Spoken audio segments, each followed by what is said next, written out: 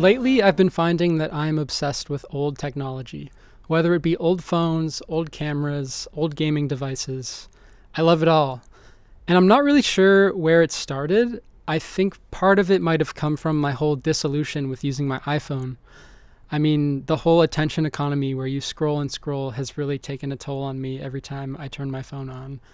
And while there's things I can do to stop it, finding other devices to use that don't have that feature, that have a single thing that they are meant to do and do well, has been a lot easier for me to kind of get away from being connected to everything. I also think part of what draws me to these devices is the nostalgia. When I was a kid, we had all types of devices, and we were growing up in a time where a lot of new devices were being made, and there was no one single way of doing things. And a lot of the devices we had were quirky. They were weird. They only lasted a couple years. But at least they had personality, and I think for me, that's one of my big draws to all this weird stuff that I keep buying. So today I just want to talk about what's in my everyday carry in terms of these weird tech gadgets. Some of them are old, some of them are new, and I just really love them, so I thought I'd talk about them for a bit of an extended period of time. The first thing I want to talk about is something that a lot of people might have, which is an old iPhone or phone in general. This is my old iPhone 8, and I've turned it into an e-reader. I think the way that book prices have been going lately has left me more compelled not to buy books, which really sucks, just because they're so expensive. And also I'm finding in terms of storage, I often go out, or I used to go out and buy brand new books. Then I read them, and then I wouldn't end up liking them. And now I have books on my shelf that are taking up space, but I don't really want, but I've invested in them for some reason. A good example of this is that Ocean Vuong book that I cannot stand, that a lot of people hyped up and I personally just hate, and now I have that. Whereas with the iPhone, I can sort of download books, read them, and then delete them, and they don't take up any space. And if I find there is a book that I really love, I can just pick up the physical copy later. When I first started using this, I thought it would kind of be a gimmick, kind of like, ooh, look at this, look at me, I'm using my old phone to do something. But I've read 3 books on here now. I'm currently reading The Last King of Scotland, and I really don't like it. It's about Idi Amin, who was a dictator in Uganda when my family lived there, and the story is just bad, and I'm really glad I don't own a physical copy of this book. Overall, if you have an old phone, consider just buying your books online, or if you are so inclined, you can pirate them. I can't condone that, but you do what you gotta do.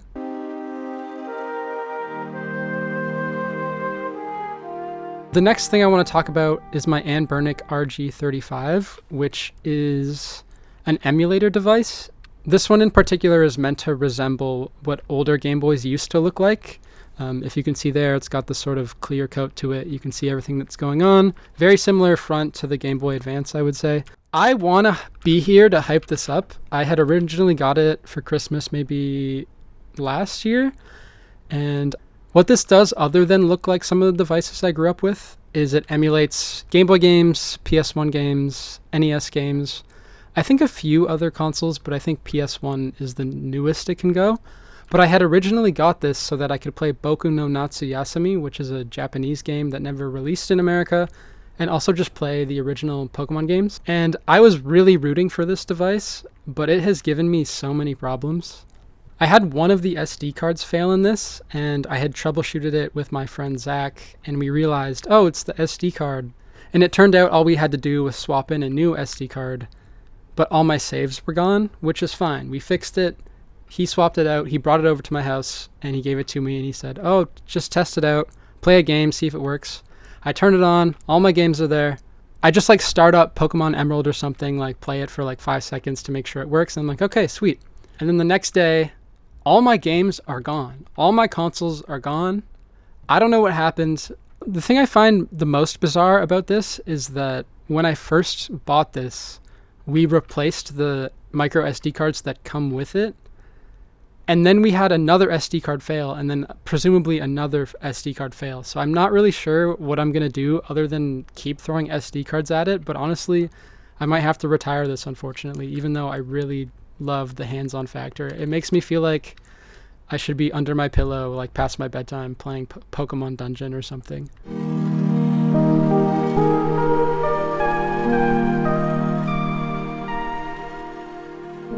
The next thing I want to talk about, I actually got partially to replace my Anbernic, and that would be my new micro PC, which I guess isn't as new anymore. It's a couple months old, to me at least. This is a Lenovo ThinkCentre. I believe it has AMD Ryzen 3. It has 16 gigabytes of RAM, I think 4 cores. I had originally got this just so that I have a Windows device in case I need it, as well as just to do my Anki cards. And I also made a virtual machine with Arch on it, which I have never done. And this thing honestly couldn't super handle, but it was a fun experience. And also, I guess now to emulate games, because my Anbernic broke, I have been playing through Pokemon Black in Japanese. I have a bad habit of, like, if something's going to be relaxing, I'm going to find a way to make it also productive. So, like, I'm trying to learn Japanese, but I also want to play a fun game.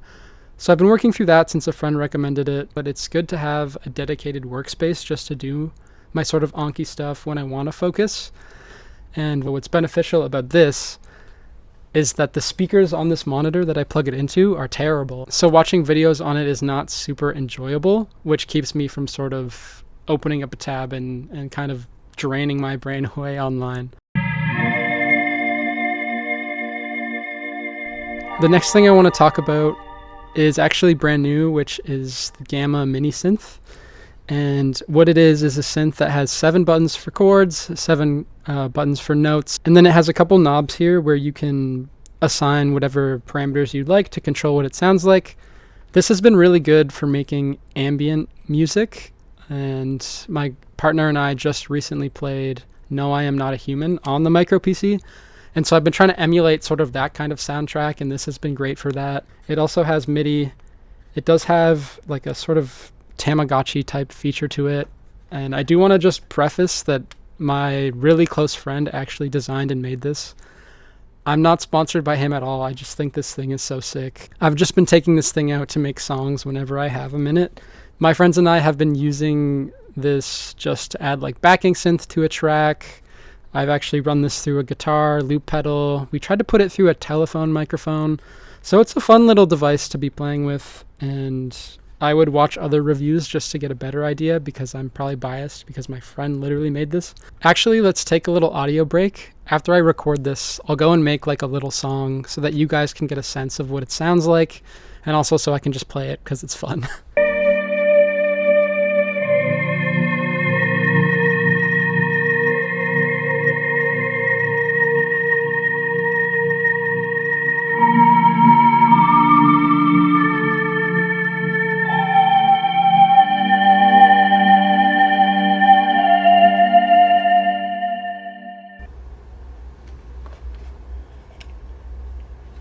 For the past several years now, I've been just buying old shitty cameras and good cameras, just because I'm so interested in like the photos they can create and also how they work and how everything sort of in the 2000s era, no one really had a uniform idea of what a camera was supposed to be, whereas with the iPhone, everything sort of morphed into looking like the iPhone. But in the 2000s, people were just making wacky cameras that had their own features. And I really love that. I don't think we get that as much anymore. You sort of have the industry standard that everyone goes to. So I'm going to talk about 2 cameras that I've been using lately. One is this Pentax PC-550. This is actually my family's camera that we used growing up. All the film photos I found and taken around the house were taken on this camera. I recently dug it up out of our storage, and it's been a good little film camera. It's just a point and shoot. I actually just got a rollback, which I'll show on screen right now. Aesthetically, it kind of looks cool. My brother and I call it the grandpa cam. It has 3 buttons on the back, which initially I didn't know what they did, but they actually just have 3 buttons for setting the date. Otherwise, there's one other button to take the photo. So it's pretty straightforward, especially for beginners. I enjoyed using this camera, but I have a couple other ones that I want to test out and other ones that I also like using that I'll probably swap out for this one, but I'll probably bring it back at some point. The other camera I want to talk about is this JVC Everio, which is a digital camcorder. I actually just got this back in the spring, and it's been pretty good. I've been bringing it to most like friend hangouts. It creates like a sort of nostalgic looking video, at least to me. I'm sure older people think it might be kind of cringe to try and bring digicams back, but I like it. I love them. The thing about this one is that it doesn't use a file format that's standard anymore, so I do have to use Handbrake to like convert my photos, and I kind of get lost looking into my file folders. I don't really know what's what. They don't have previews, so it's really good to set the date just to know. I actually got a camera similar to this when I was 10. My dad gave me an old Canon camcorder, and it didn't have a charger, and so I didn't know what to do with it. And my dad was like, I got scammed by somebody on Kijiji, and I never used it. So it's been like 10 years in the making just to get another one of these. I actually bought it off of some lady on Marketplace for about $30. It didn't come with any micro SDs, and I'm kind of short on micro SDs, but it does have a massive internal storage that's been really useful just to offload that way, and I don't really have to think about forgetting my SD cards at home, which is something I do very often. I will say, if you're looking for something like this, like a digicam, just keep your eye out on Facebook. Trust the thrift gods. One will come to you. Try not to buy the $300, $500, $700 digicams on Marketplace. I think it's crazy the state of digicams right now. I also know it's been said 1,000 times about film, but something about being in the moment, recording videos of your friends, being able to watch them back on your computer later, I love that shit. I love seeing the people I love. I love documenting everything that I can and looking back on it. Just before this video, I was looking at some old videos from 3 years ago that I forgot about, and it just feels good. It feels cool. It's memories that you might not otherwise remember. I think that's all the devices in my rotation.